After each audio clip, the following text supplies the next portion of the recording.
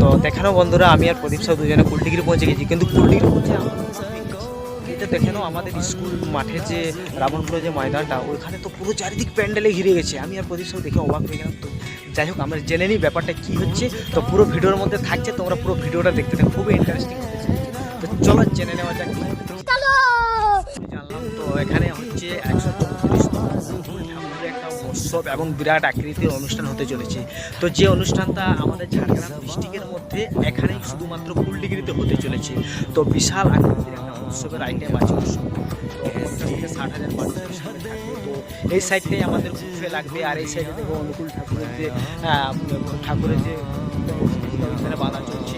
আর আমাদের ওই সাইডে ডাক্তারবাবুরা আসবেন বাইরে থেকে সবাই। হ্যাঁ, সব কিছু ফ্রিতে, চিকিৎসা এবং ওষুধ সব কিছুই ফ্রিতে পাওয়া যাবে, ওই সাইডটাতে লাগবে।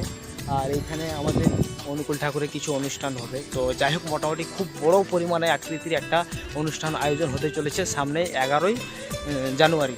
তো সবাই বন্ধুরা একবার আসবে, খুবই মজা করা হবে এখানে অনুষ্ঠানে, সবাই একবার এসে দেখে যাবে। তো আমাদের ঝাড়গ্রাম ডিস্ট্রিক্টের মধ্যে শুধুমাত্র কুলডিগিরিতেই হতে চলেছে। তো আমি সত্যি আমার প্রিয় শহর, তো সবাই আসো, আমিও আসছি, সবার সঙ্গে দেখা হবে, খুব মজা করা হবে। তো ঠিক আছে, আজকের মতো এই পর্যন্ত, আবার দেখা হচ্ছে কোনো নেক্সট ভিডিও। টাটা।